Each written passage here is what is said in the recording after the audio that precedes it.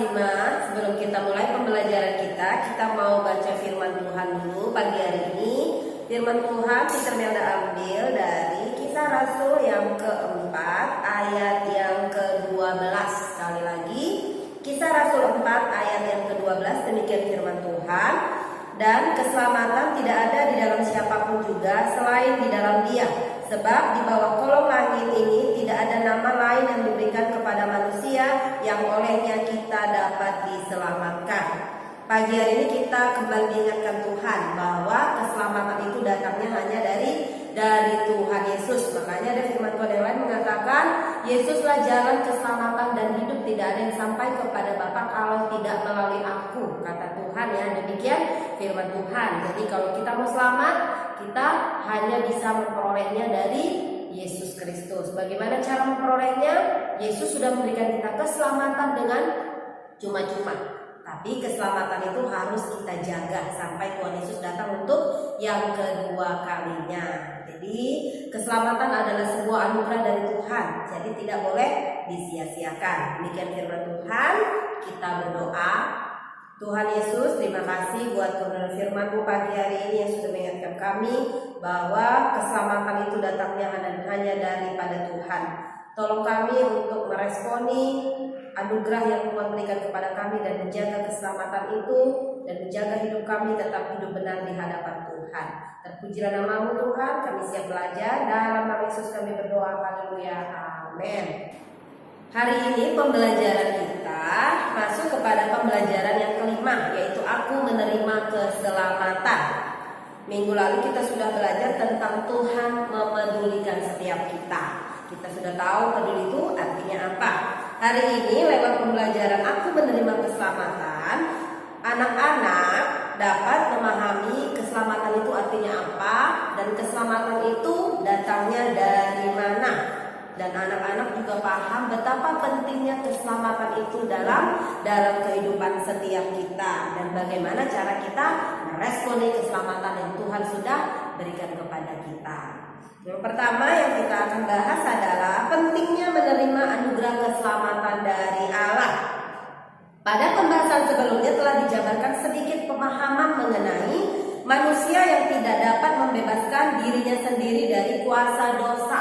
Jadi yang bisa membebaskan kita itu hanya pribadi yang tidak berdosa. Siapa pribadi yang tidak berdosa itu? Namanya Yesus Kristus.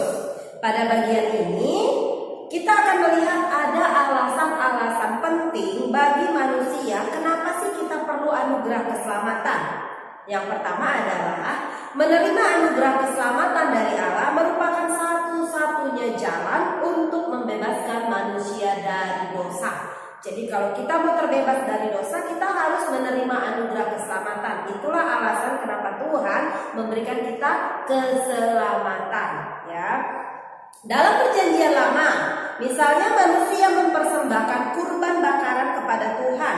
Manusia memilih hewan kurban yang terbaik untuk dipersembahkan kepada Tuhan. Dengan harapan manusia berharap dengan adanya kurban itu dosa mereka dapat disucikan. Namun yang terjadi apa? Kurban yang terbaik sekalipun diberikan kepada Tuhan itu tidak bisa menghapus dosa kita. Hal ini ternyata tetap tidak mampu membawa manusia pada penyucian dosa seutuhnya. Kenapa? Karena hanya pribadi yang tidak berdosa yang bisa menyelamatkan setiap kita, ya. Selain mempersembahkan kurban, manusia juga mencoba menghidupi Taurat Tuhan. Tadi mencoba memberikan kurban yang terbaik, pengen dosanya dihapus juga nggak bisa. Melakukan firman Tuhan atau Taurat untuk melakukannya taat itu juga tidak menyelamatkan.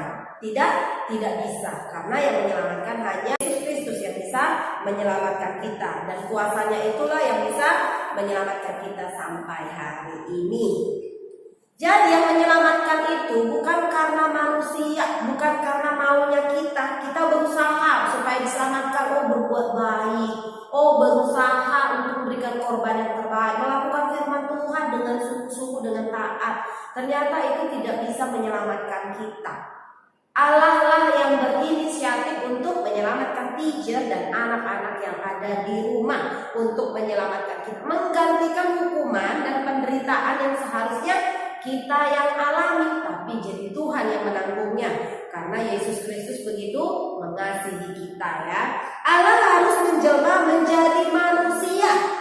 Yesus harus lahir dan berkarya, menderita sampai mati di kayu salib. Bayangkan, demi kita Yesus harus dilahirkan ke bumi ini. Yesus harus disalibkan, mati demi menebus dosa setiap kita karena kasih Tuhan kepada kita.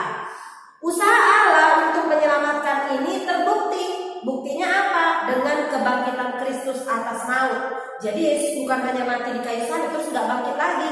Justru Tuhan Yesus membuktikan karyanya itu dengan ketika dia mati di kayu salib, Yesus bangkit kembali, menggenapi firman-Nya pada hari ketiga. Yesus bangkit kembali, membuktikan bahwa maut sudah dikalahkan.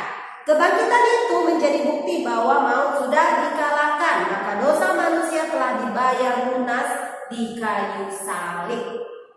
Pengorbanan Allah inilah yang kemudian menjadi satu-satunya jalan penghapus dosa manusia, sebab tidak ada yang lebih mahal lagi selain pengorbanan Allah melalui Yesus Kristus ya. Itulah sebabnya manusia harus menerima. Jadi itu tadi salah satu alasan kenapa manusia harus menerima anugerah keselamatan. Sebab tidak ada lagi yang bisa menghapus dosa manusia selain Tuhan yang rela mengorbankan nyawanya untuk membayar dosa-dosa kita. Amin. Jadi responi. Jadi anugerah yang Tuhan berikan kepada kita jangan disia-siakan ya. Yang kedua alasannya adalah menerima anugerah keselamatan dari Allah membawa manusia ke arah perubahan hidup ya, ke arah perubahan hidup tentunya yang lebih baik. Oleh karena itu manusia harus mengubah hidupnya dari yang semula diperhamba oleh dosa menjadi abdi atau pelayan Allah. Setelah kita menerima anugerah keselamatan, ada tugas yang harus kita kerjakan. Kita harus mengerjakan keselamatan itu dengan cara jaga hidup kita tetap kudus di hadapan Tuhan, melakukan Tauratnya Tuhan, menyenangkan hatinya Tuhan, karena kita sudah menjadi abdinya Tuhan. Kalau sebelum ditebus di kayu salib oleh Yesus Kristus, kita ini hambanya dosa. Tapi setelah karya penyelamatan, anugerah keselamatan diberikan Tuhan, kita menjadi abdinya Tuhan, hambanya Tuhan. Jadi kita harus mengabdi sepenuhnya kepada Tuhan. Bagaimana caranya? Caranya adalah manusia harus menyatakan pertobatan yang sungguh dan melakukan kehendak Tuhan. Antara lain contohnya apa? Menyatakan kasih dan keadilan, lalu sukacita dan perdamaian. Di mana perdamaiannya? Di dunia dimanapun kita berada. Itu respon atau sebagai respon atas anugerah keselamatan yang diberikan oleh Tuhan kepada kita. Jadi respon kita apa? Kita harus mengasihi sesama, kita harus selalu bersukacita, kita harus menjadi anak pembawa damai dimanapun kita berada, karena kita sudah menerima anugerah keselamatan. Ya.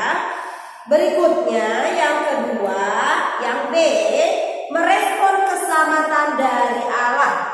Sekarang kita akan belajar bagaimana cara merespon keselamatan yang Tuhan berikan kepada kita. Setelah manusia menerima keselamatan dari Allah, manusia harus menanggapi dan merespon keselamatan yang Allah berikan dengan menunjukkan perilaku yang tepat sebagai orang yang sudah diselamatkan. Jadi kita harus jadi orang yang berperilaku menjadi orang yang sudah diselamatkan. Berarti kita harus menjaga hidup kita harus memuliakan nama Tuhan. Berikut ini merupakan perilaku yang harus ditunjukkan oleh orang yang telah diselamatkan atau orang yang telah menerima anugerah keselamatan dari Tuhan. Apa yang harus kita lakukan? Seperti yang Teacher Melda bilang tadi. Yang pertama, mengasihi Tuhan dan sesama. Makanya firman Tuhan mengatakan, kasihilah Tuhan Allahmu dengan segenap hatimu. Jadi hari ini pesannya adalah kita harus mengasihi Tuhan dan sesama. Kalau kita mengasihi Tuhan berarti kita mengasihi sesama kita juga. Matius 22 ayat 37 sampai 40 menyebutkan bahwa mengasihi Tuhan adalah hukum yang terutama dan yang pertama. Setelah mengasihi Tuhan, kita disuruh mengasihi sama, ya. Mengasihi Tuhan itu vertikal, berarti ke atas. Kita harus mengasihi Tuhan. Setelah mengasihi Tuhan baru kita horizontal, mengasihi sama. Siapa sesama kita? Keluarga, teman-teman, tetangga, dan semua orang yang ada di dunia ini harus dikasihi. Yang kedua, kita disuruh menjadi anak membawa damai, menjadi anak pembawa damai. Kematian Yesus di kayu salib telah membawa pendamaian dengan Tuhan dan dengan sesama. Oleh karena itu, setiap kita juga harus menjadi orang pembawa damai dimanapun kita berada, ya. Jadi harus menjaga hidup kita supaya kita menjadi anak-anak pembawa damai dimanapun kita berada, bukan pembawa atau pembuat keributan atau keonaran. Jangan sampai temannya bilang, ih kalau si Anu itu di sini semua kacau. Jangan sampai seperti itu. Tapi ketika dikatakan, oh kalau si Noni sana di sini memang suasananya keren, dia memang baik. Seperti itu ya sayang. Lalu yang berikutnya, yang ketiga adalah menebarkan sukacita. Selain membawa damai, kita juga harus membawa sukacita. Sukacita di dalam keluarga dan sukacita di tengah masyarakat dimanapun kita berada, ya. Jangan bikin orang stres, jangan bikin papa mama stres.